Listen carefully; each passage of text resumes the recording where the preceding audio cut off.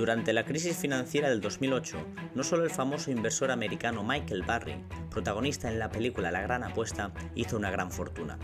El inversor Steve Eisman también amasó una ingente cantidad de dinero al predecir la crisis financiera y apostar en contra del sector bancario.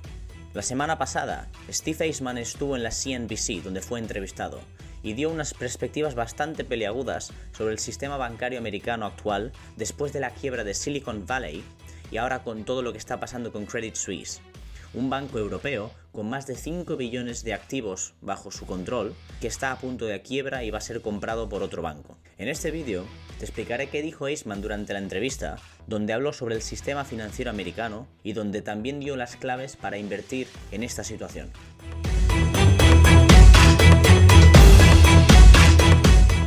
Muchos están comparando esta situación actual con la del 2008, durante la crisis financiera.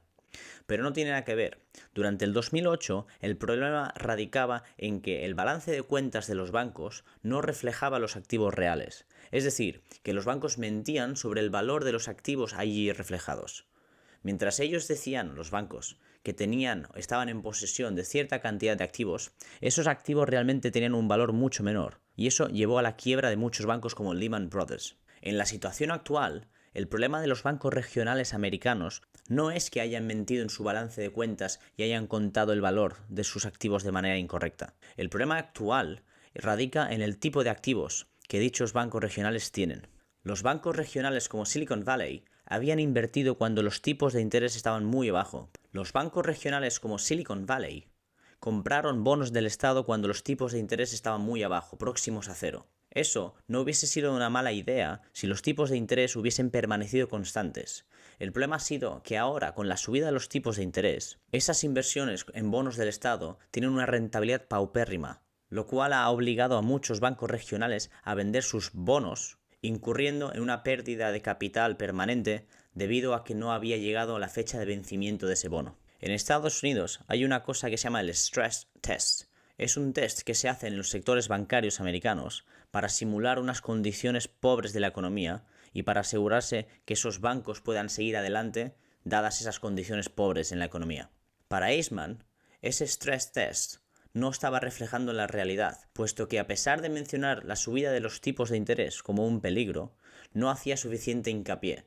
Y aunque hubiesen incluido ese apartado en el stress test, muchos de los bancos no hubiesen pasado ese test. Eso nos lleva a preguntarnos si los grandes bancos americanos como el Banco de América están también en peligro.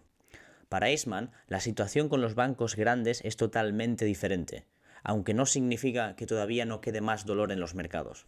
Para Eisman, los grandes bancos americanos están ahora mucho mejor capitalizados, debido a que aprendieron la lección durante la crisis financiera del 2008.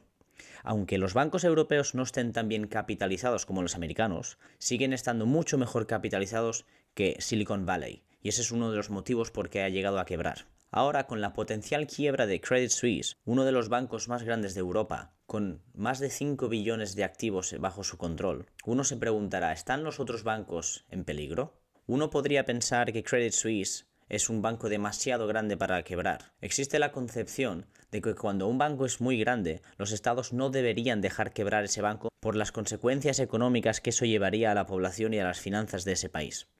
¿Estamos realmente ante esa situación?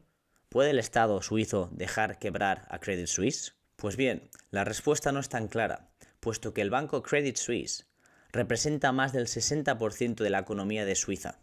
Por tanto, no está claro que Suiza pudiese rescatar al banco, incluso si quisiesen hacerlo. Suiza ya ha inyectado más de 50 billones de dólares al banco para intentar salir de ese embrollo. Otra de las preguntas más importantes que surgen es el miedo al contagio. ¿Se pueden contagiar otros bancos? Pues bien, para Eisman es un poco más complicado que se contagien a los grandes bancos de Estados Unidos. Para Eisman, esta situación no es más que algo positivo para los grandes bancos, debido a que pueden beneficiarse de esta situación. Para Eisman, la situación con los bancos regionales es más delicada.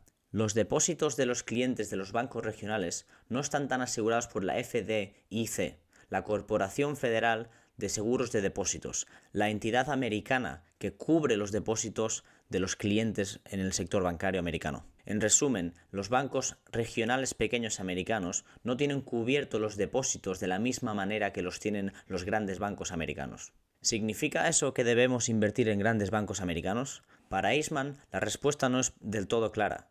A pesar de que a corto plazo un banco americano grande pueda ser una buena inversión, por lo que acabamos de decir, el problema vendrá luego con las regulaciones. Estados Unidos como país se va a asegurar que esto no vuelva a pasar y va a implementar regulaciones que probablemente se traduzcan en una pérdida de beneficios para el sistema bancario americano. La lección de inversión aquí es muy sencilla y muy clara, y además muy importante. No debemos tener una opinión en todos los sectores y todas las empresas que están ahí fuera cotizándose en bolsa. Debemos solo centrarnos en las empresas que entendemos y comprendemos en profundidad. Es a través de poder predecir el futuro a largo plazo de esas empresas donde podremos generar rentabilidades elevadas y compilar nuestro capital a largo plazo.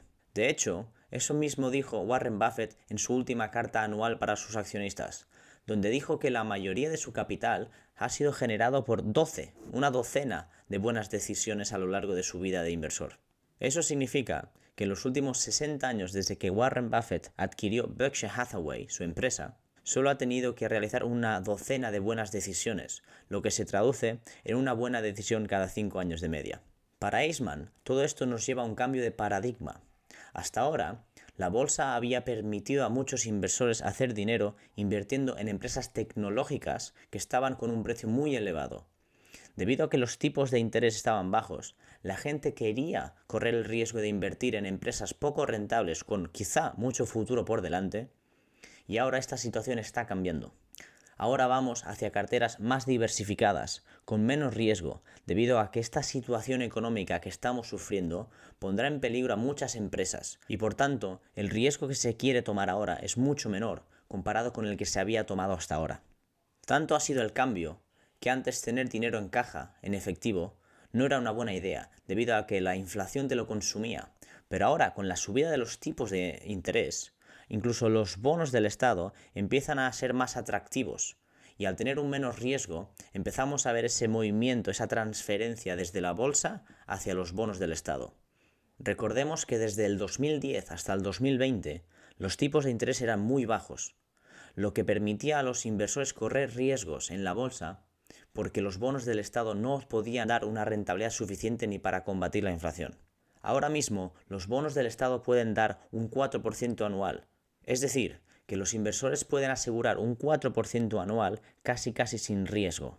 Este cambio de paradigma está llevando mucha volatilidad al mercado. Por eso vemos estas fluctuaciones de precio en la bolsa. Para el inversor que no conoce lo que está haciendo, eso son malas noticias, puesto que los precios están variando disparatadamente.